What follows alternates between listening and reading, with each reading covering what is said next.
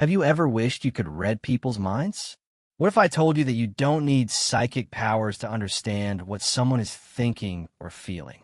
What if you could decode body language, tone of voice, and subtle cues to predict behavior, build trust, and even influence others? Sounds like a superpower, right? Well, it's not. It's a skill you can learn. And Patrick King's book, Read People Like a Book, is your ultimate guide.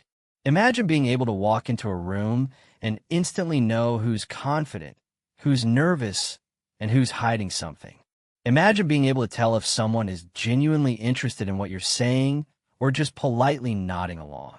These aren't just party tricks. They're real skills that can transform your personal and professional life. And the best part? You don't need to be a psychologist or a detective to master them. Introduce Read People Like a Book by Patrick King is a practical, no-nonsense guide to understanding human behavior.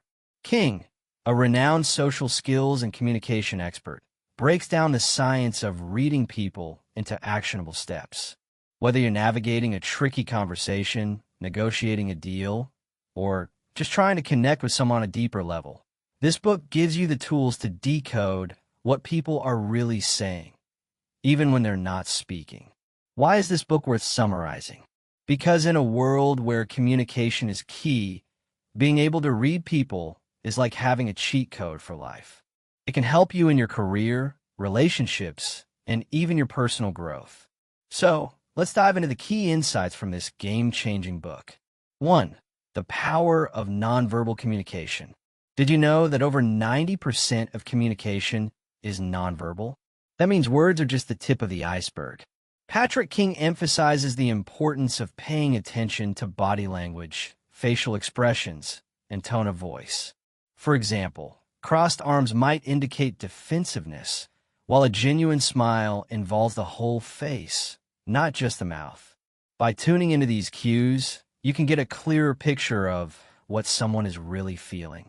But it's not just about individual gestures. It's about clusters of behavior. If someone is crossing their arms, avoiding eye contact, and leaning away from you, that's a strong signal they're uncomfortable. On the other hand, if they're leaning in, maintaining eye contact, and mirroring your movements, they're likely engaged and interested. King also highlights the importance of context. For example, someone who's fidgeting might be nervous, or they might just have had too much coffee. By considering the situation, you can avoid misinterpreting cues. 2. The 4 personality types. King introduces a framework for understanding people based on 4 primary personality types. The director, decisive, goal-oriented, and direct. The socializer, outgoing, enthusiastic, and relationship-focused. The thinker, analytical, detail-oriented, and cautious. The supporter, empathetic, cooperative, and steady. By identifying which category someone falls into, you can tailor your communication style to connect with them more effectively. For example, if you're dealing with a director, get straight to the point and focus on results. If you're talking to a socializer, be enthusiastic and engaging. Understanding these personality types can also help you avoid misunderstandings. For instance, a thinker might come across as cold or overly critical, but that's just their way of processing information. By recognizing their style, you can adjust your approach and build a stronger connection. 3. Spotting micro-expressions. Micro-expressions are fleeting facial expressions that reveal true emotions. They last less than a second, but if you know what to look for, they can tell you a lot. For instance, a quick flash of anger or disgust might indicate someone's true feelings, even if they're trying to hide them. King teaches you how to spot these micro-expressions and use them to your advantage. For example, if you're negotiating with someone and you see a brief expression of frustration, you might adjust your offer to address their concerns. But spotting micro-expressions takes practice. King recommends starting with people you know well, like friends or family, and observing their facial expressions in different situations. Over time, you'll become more attuned to these subtle cues. 4. The art of active listening. Reading people isn't just about observing. It's also about listening. Active listening involves fully focusing on the speaker, asking open-ended questions, and reflecting back what you hear. This not only helps you understand the other person better, but also builds trust and rapport. King provides practical tips for becoming a better listener, like avoiding interruptions and paying attention to the speaker's tone and pacing. For example, if someone's voice becomes softer or slower when discussing a particular topic, it might indicate that they're uncomfortable or unsure. Active listening also involves being present in the moment. That means putting away your phone, making eye contact, and showing genuine interest. By doing so, you signal to the other person that you value their thoughts and feelings. 5. Decoding verbal clues.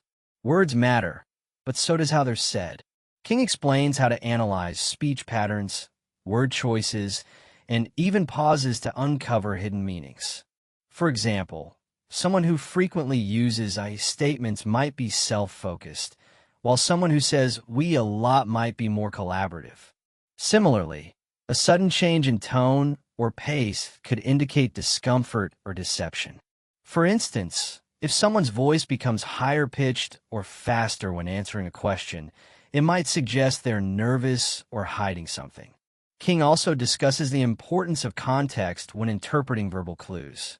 For example, someone who's normally talkative but suddenly becomes quiet might be upset or distracted. By considering the broader context, you can avoid jumping to conclusions. 6. Understanding emotional triggers. Everyone has emotional triggers, situations or topics that provoke a strong reaction. King teaches you how to identify these triggers in others and yourself so you can navigate conversations more effectively. For example, if you notice someone becomes defensive when discussing a particular topic, you can approach it more tactfully in the future. Similarly, if you know that criticism is a trigger for you, you can prepare yourself to respond calmly rather than react impulsively. Understanding emotional triggers also helps you build empathy. By recognizing what sets someone off, you can avoid pushing their buttons and create a more positive interaction. 7. Building rapport through mirroring. Mirroring is a powerful technique for building rapport. It involves subtly mimicking the other person's body language, tone, or speech patterns. For example, if someone leans forward, you might do the same. This creates a sense of familiarity and trust. King warns against overdoing it, though subtlety is key. If you mimic someone too obviously, it can come across as mocking or insincere. But when done correctly, mirroring can help you establish a connection and make the other person feel understood. Mirroring also works in group settings.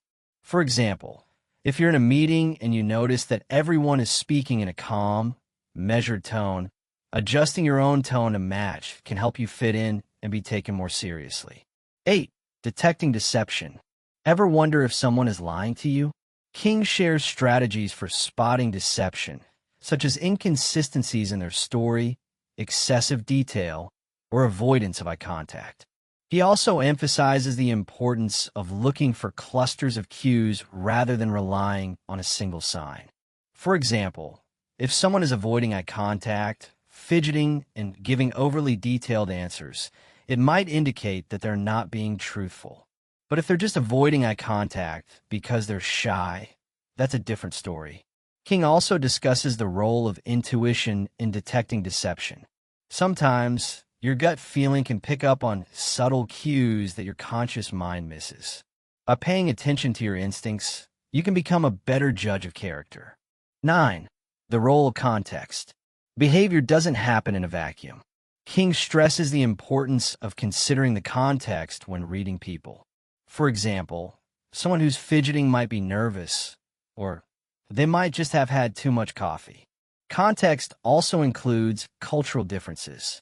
For instance, in some cultures, direct eye contact is seen as a sign of confidence, while in others, it's considered rude.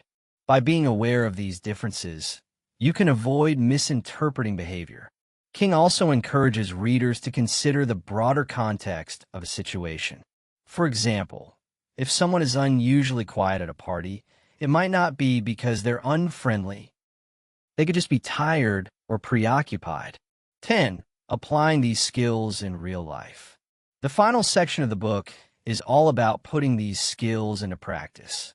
King provides real-life scenarios, from job interviews to first dates, and shows how you can use what you've learned to achieve your goals.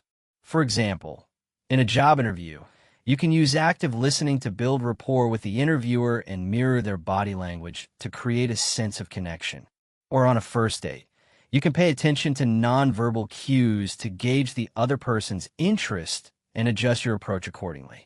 King also encourages readers to practice regularly, as reading people is a skill that improves with time and experience. He suggests starting with low-stakes situations, like conversations with friends or coworkers, and gradually working your way up to more challenging scenarios. Conclusion.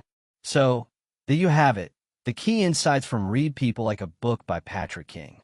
This book is a treasure trove of practical advice for anyone looking to improve their communication skills, build stronger relationships, and navigate social situations with confidence. If you found this summary helpful, imagine how much more you could gain from reading the full book. It's packed with even more examples, exercises, and strategies to help you master the art of reading people. Don't forget to like this video, subscribe to our channel for more book summaries, and hit the notification bell so you never miss an upload. And if you've read People Like a Book, let us know in the comments. What's your favorite takeaway? How have you applied these skills in your own life? Thanks for watching, and remember, the more you practice reading people, the better you'll get. Until next time, keep learning, keep growing, and keep connecting.